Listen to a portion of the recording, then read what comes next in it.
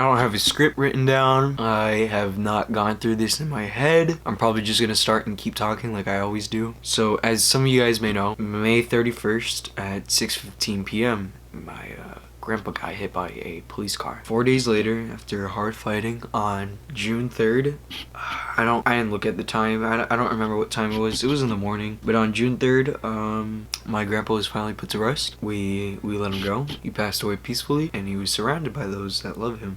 Most of his grandchildren, the ones that were old enough to understand, or we decided to let them understand, because, you know, we have some younger ones that we didn't want them to know just yet. All of his kids, lots of extended family, nephews, nieces, and everything, and lots of close family friends came and visited, and we were all around him when he passed away. It was beautiful seeing the family here all together. It's been a while since our family that was that close together, and I mean, it sucks that it was under those circumstances, but what can you do? That's just life. I knew Grandpa's time was gonna come at some point. Everybody's time comes. It's life, but I feel robbed of his life and everything he gave us. But what I'm here to do is not raise money for the GoFundMe, which I'm very appreciative of all of you guys showing your support and talking about the GoFundMe and everything, but the main focus of this video is gonna be keeping his memory alive. I guess I'll be telling you guys about some stories of him. Here's Jason. I'm at his house right now, and he's keeping me company. I'll tell you guys about my grandpa. So basically, my grandpa was the definition of fortitude in every aspect. He was physically strong, he was mentally strong, and his love was strong for everybody. If there's any legacy that he left behind, it was his family. And so it was nice seeing the entire family together throughout the days, keeping what he valued so highly alive. And we told so many stories. I heard so many things I had never heard of before about my grandpa. Even throughout all the pain, and we knew his time was coming, we were laughing, we were holding each other dearly. The family stayed strong. What you up to, man? Huh? I'm making my bed. Right now? Yeah. Yeah, no, my grandpa was an amazing man. Some more things about him. He loved to walk everywhere, and he passed away, unfortunately, from you know, when he was walking, but he loved to walk everywhere. He'd walk, like, I'd say easily 15 miles a day, and this man's 80 years old, and he'll clock him 15 miles a day like it's nothing, and I'm like, how do you do that? Strong old man.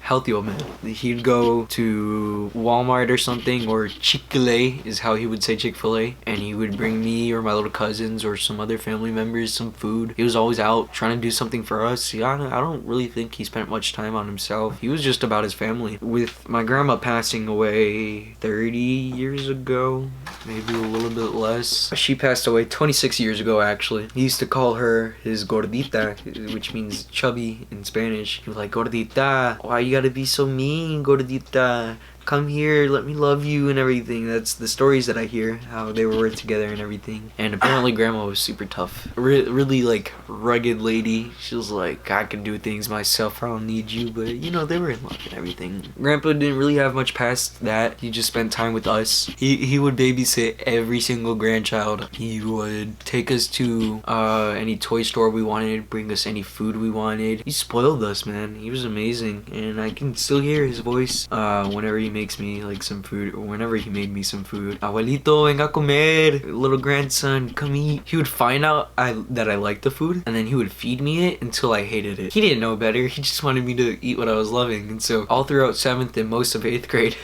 every morning he would make me macaroni for breakfast. And it ruined my stomach. I farted a lot. That's probably why I smelled like and got bullied all throughout middle school. So he would feed us things until we hated it. That's how much he wanted to spoil us, and it would piss off my parents, because he'd be like, Don Arnulfo, Mr. Arnold, in English, could you please stop giving the kids sweets? They're gonna get cavities and stuff. And he's like, yeah, I'm sorry. 5 minutes later, he's already spoiling us with more candy and Coca-Cola sodas again. That was my grandpa. He was strong. He loved everybody. If there's one thing he definitely taught me, it was to love everyone, and that's why I'm trying so hard to spread that, even more so now with his passing, to honor his memory. I can't do anything about his death, of course. It's gone. His life is gone. His memory's alive, but his life is gone. The main focus of this video is to remember him for who he was and still is in my heart. I just want things to change. Luckily, yesterday, I actually got interviewed by some news station, and they're gonna post what I find to be the truth and what I know is the truth. And even if, you know, our court case that we have out right now doesn't work out in our favor, I'm just happy to, you know, have him known for who he is and remembered for who he still is to us. And the most aggravating thing, especially in the articles, was that they were like, 80-year-old man severely injured, blah blah blah, his fault. The officer wasn't injured. Yeah, like obviously the officer's not. The car is built to be strong, and you're hitting an 80-year-old man going above 40 miles per hour. No, the cop is fine, and there's just no concern for my grandpa. It's ridiculous. At the time of me filming this video, there's gonna be a service today, and lots of people that I didn't even know he knew have been coming through to the house that we're all staying at and saying your grandpa was an amazing man. So many stories he told us, and even the ones that didn't speak Spanish, which was the only language he spoke, they would say, oh man, he was always nice, and even though we couldn't understand each other that much, he always had a smile on, which is so true. Our grandpa was just a happy man, and he was here to spread happiness too. Sometimes he's grumpy, it's an old man thing, but in general, he was just happy. He loved people, and he spread that love, and he really did his job. I don't think there's ever gonna be anybody like him again. He was something else. I don't understand how, with so many internal organs failing, with so many bruises, lacerations, broken bones, he lived for 4 days after the crash, even though he had already survived cancer, been hit before by a car,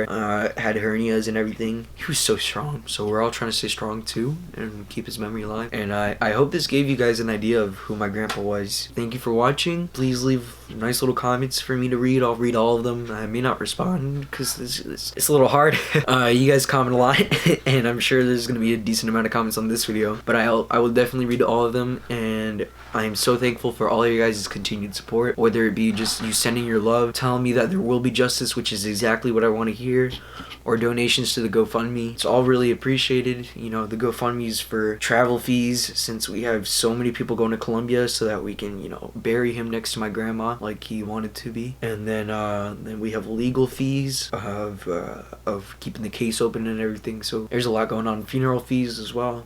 It sucks that I can't really grieve without having to worry about everything, but the thing is, life stops for nobody. But my dad, he made a phrase, and there's a poster, a little memorial right by where he was hit, and the phrase is keep on walking, in honor of how much walking he did. So what that means to me is, no matter the circumstances, if you feel weak, if you feel down, if you're sad and you think you can't do it anymore, you got to remember to keep on walking and stay strong, and that there's a future ahead of you so long as you keep on walking.